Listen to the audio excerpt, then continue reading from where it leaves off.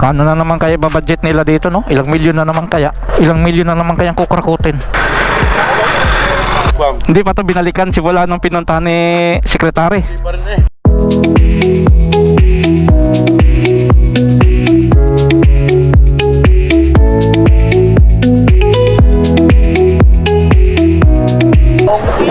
Daming tao guys. Daming pila guys.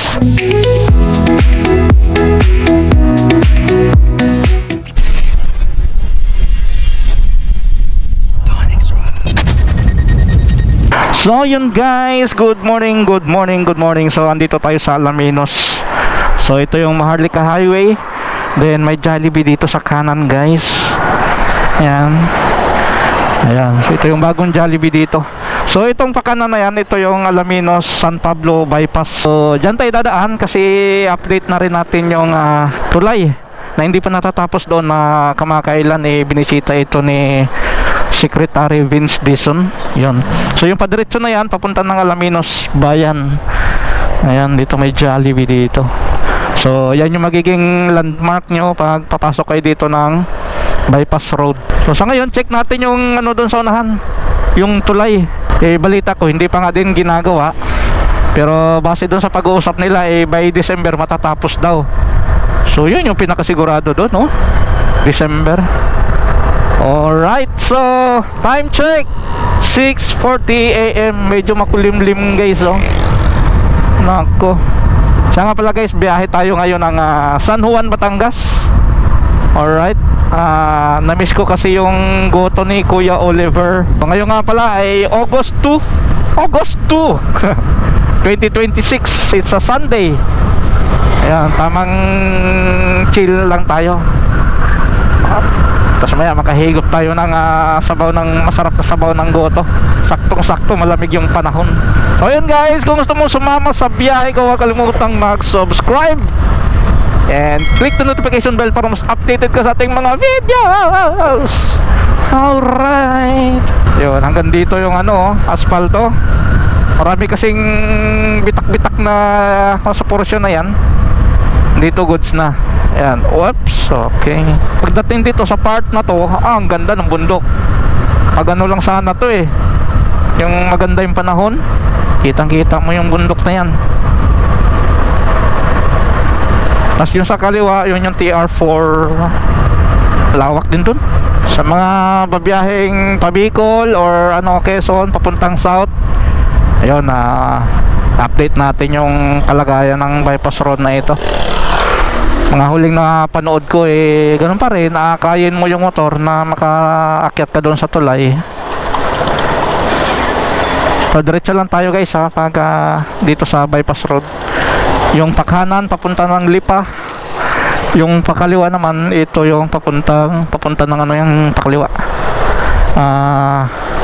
Alaminos or San Pablo. So ito yung bypass. Yung sa kanan, yan yung papuntang San Roque. Yun. Dito malubak to dati dito Ito, dire-diretso na. So yan guys, diretso lang tayo. No, tuwid na tuwid, no? Haba. Tapos dito, ganun pa rin, rough road pa din. Magkano na naman kaya babudget nila dito, no? Ilang milyon na naman kaya? Ilang milyon na naman kayang kukrakutin? Right of way issue. Ayan. Binabarat nyo kasi. Yung ilang tao lang yung nakinabang dito, kinurakot yung pera. Magsasakripisyo yung ilang libong mamamayan. No? Napaka-unfair ng buhay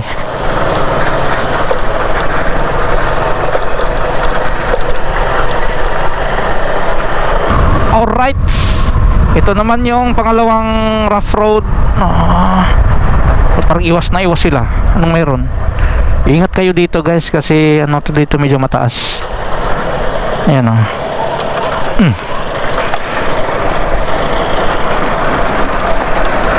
Buti na nga lang ganito yung tinambak din nila, no?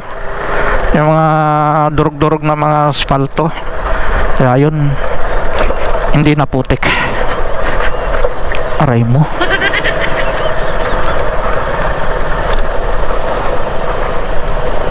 Yan, paikis-ikis.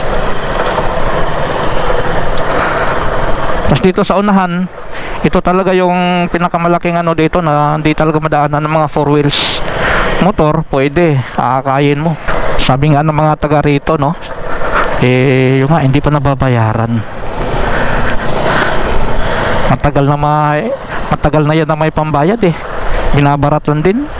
Yan lang naman talagang problema dyan. Kaya ito, ganito yung sitwasyon. Marahan lang ang takbo dito. Private property, o di ba?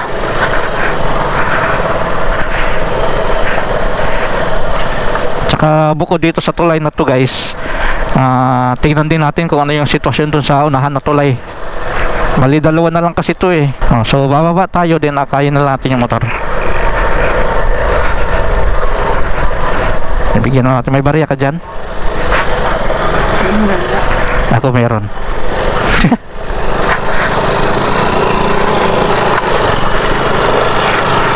Baba ka muna.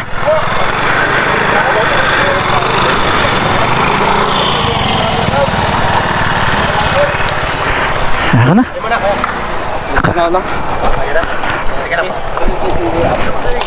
Ha?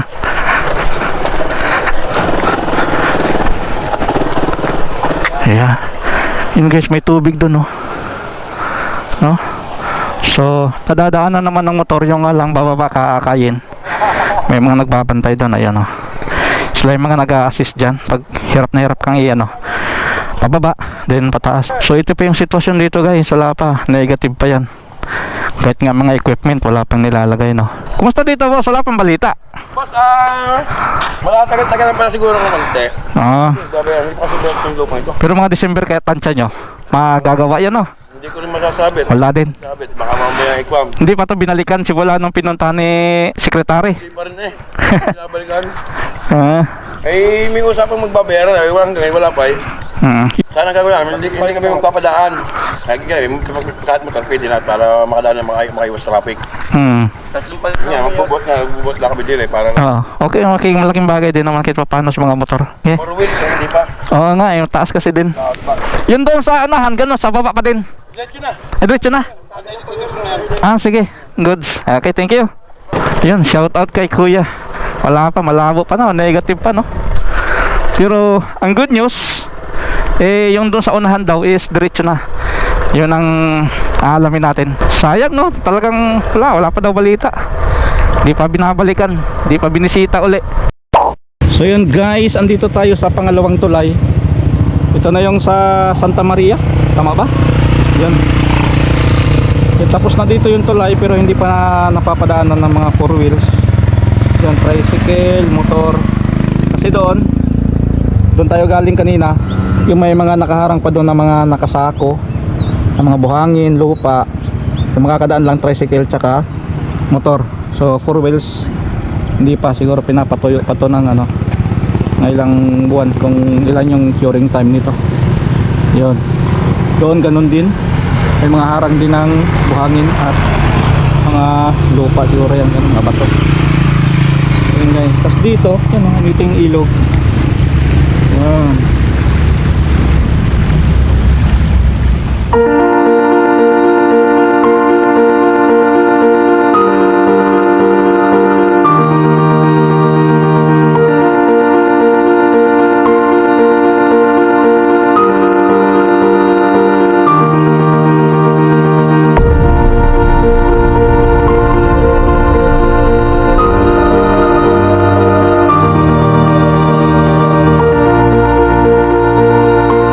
So yun guys, no, dito gawa na yung tulay, pinapatigas na lang to ng sakto.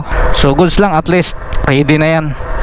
Yun na lang talagang sa isang tulay doon ng problema. Alright, so diretso na tayo ng San Juan. So ang diretso nga pala nito guys is Maharlika Highway. Pag kanan ka, Chaong. Pag kakaliwa ka is San Pablo. Ilalim mo. Diretso lang tayo. Ingat lang dito sa pagtawid.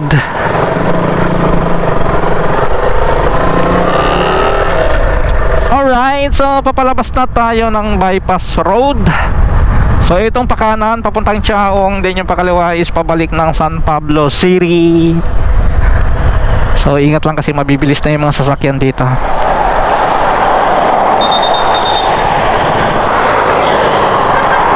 Yun, ang daming rambuts, oh. Rambuts 10. Yes, yes, yes. Yan guys, papasok na tayo ng province of Quezon. Yan ang Arco, oh. Yan. Pag nakarating ka dyan, eh, Quezon ka na. Chaong. Yun, oh, pa-picture sila, oh. Aray mo. Then pag mag-bypass kayo ng Chaong, dito kayo sa kaliwa. Kasi yung padiretso, yun yung papuntang bayan mismo ng Chaong. Lucena, 42 km. Dolores, Quezon, 11.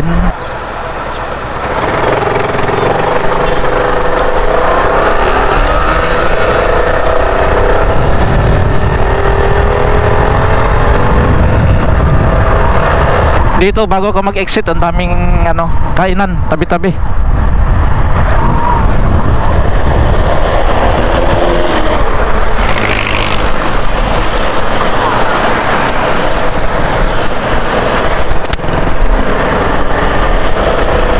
Alright, so mamaya guys, turo ko sa inyo yung shortcut na rin papunta ng San Juan.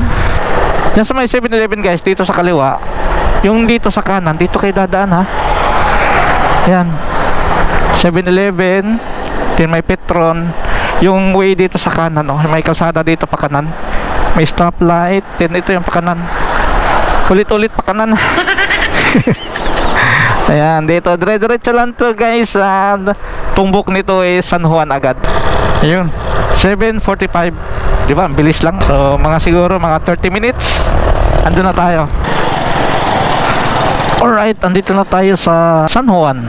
Yan, yung pakaliwa papunta ng ano yan, eh, may idea ba Candelaria. Yan, so tayo guys is diretso lang. Di pa ako nakadaan dyan.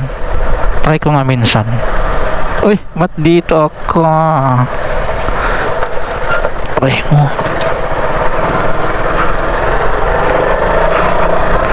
Alright, yun guys, dito na tayo sa San Juan.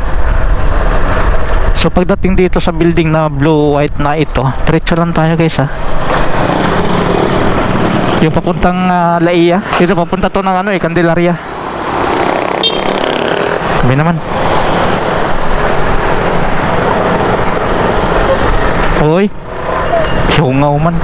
Itong kalsada na to, pag dire-diretso papunta to ng Laia, then diretso pa ng Lubo, then dire-diretso Batangas City. Dito guys sa may Flying B.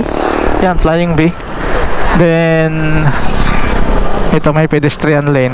Kakaliwa dito guys, ha. Papunta kay Kuya Oliver.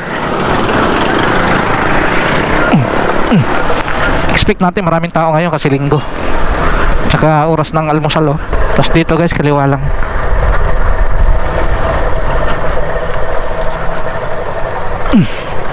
You know, ang dami.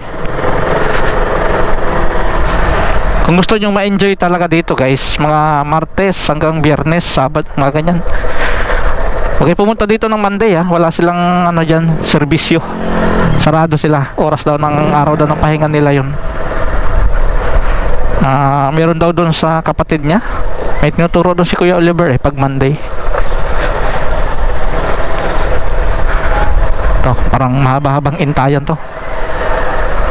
Doon tayo sa dulo. Doon tayo lagi napaparada, Ayan, oh.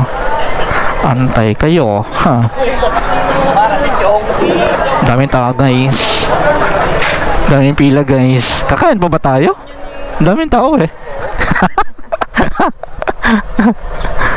Kaya tayo banda. Malilim. Yan, May makanti pa ba?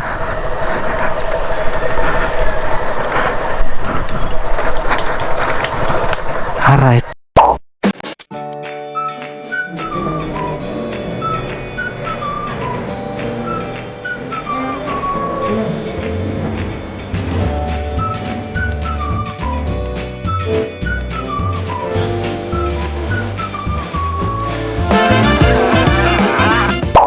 So yun guys, parang ang hirap huminga. Parang ang hirap huminga yung busog na busog ka.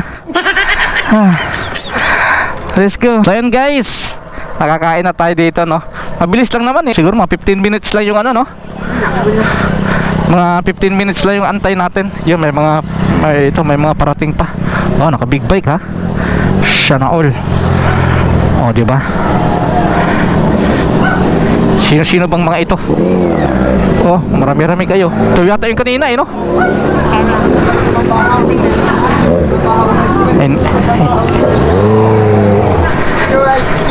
So yun guys, yung kinain namin is taga 224 yung serving niya.